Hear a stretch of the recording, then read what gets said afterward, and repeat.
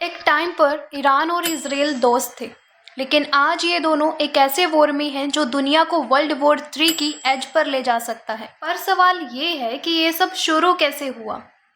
1979 से पहले ईरान और इजराइल में फ्रेंडशिप थी, लेकिन 1979 के बाद ये दोनों आपस में एनिमीज बन गए। इजराइल और ईरान के बीच ऑयल ट्रेड्स भी होते थे और दोनों के कॉमन एनिमीज थे अरब कंट्रीज। मतलब जो आज दुश्मन है वो पहले दोस्त थे।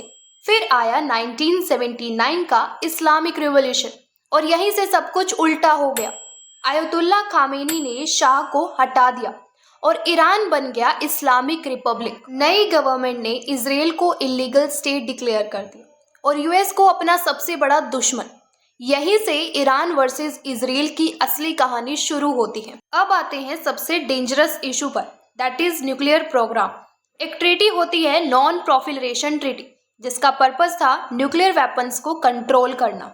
ईरान ने नॉन प्रोलिफरेशन ट्रीटी को साइन किया, मतलब अब ऑफिशियली ईरान न्यूक्लियर बॉम्ब नहीं बना सकता है। लेकिन प्रॉब्लम ये है कि यूएस और इजराइल को शक है कि ईरान सीक्रेटली न्यूक्लियर वेपन्स बना रहा है। अगर ईरान न्यूक्लियर पावर बन गया तो इजराइल की एग्जिस्टेंस को डायरेक्ट थ्रेट होगा।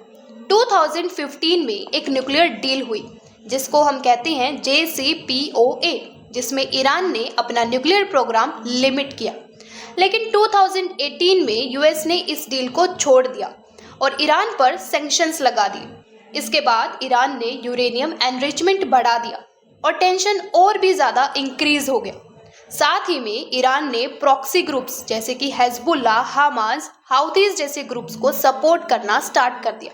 अब हम इसे डायरेक्ट वॉर तो नहीं कह सकते हैं, लेकिन एक शैडो वॉर जरूर कह सकते हैं। 2026 में सिचुएशन एक्सप्लोड हो गई। यूएस और इजराइल ने ईरान पर डायरेक्ट एयर स्ट्राइक कर दिया और उन्होंने टारगेट किया ईरान की न्यूक्लियर साइट्स और मिसाइल बेसिस पर।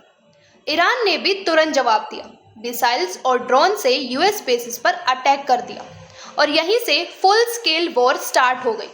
अब सवाल ये आता है कि यूएस का ईरान और इजराइल की वॉर में क्या इन्वॉल्वमेंट है। तो इसको हम सिंपल शब्दों में समझते हैं। सबसे पहली बात, ईरान को न्यूक्लियर वेपन बनने से रोकने के लिए, दूसरा इजराइल को प्रोटेक्ट करने के लिए, और तीसरा मिडल ईस्ट में अपनी पावर को मेंटेन करने के लिए। और सच बात तो ये है कि इजराइल अकेला ईरान के अगेंस्ट इतना स्ट्रॉन्ग नहीं रह सकता था, इसलिए यूएस ने डायरेक्ट एंट्री ली। इस वॉर का इम्पैक्ट पूरी दुनिया पर हो रहा है, जैसे कि ऑयल प्राइसेस बढ़ रही, इकोनॉमी अनस्टेबल हो रही और ट्रेड रूट्स डिस्टर्ब हो रहे। और सबसे बड़ी बात तो ये कि हजारों सिविलियंस अपनी जान गंवा चुके हैं।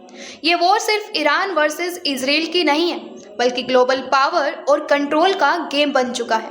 और अगर ये ऐसे ही बढ़ता रहा तो दुनिया एक बड़ी वॉर की तरफ मूव कर सकती है।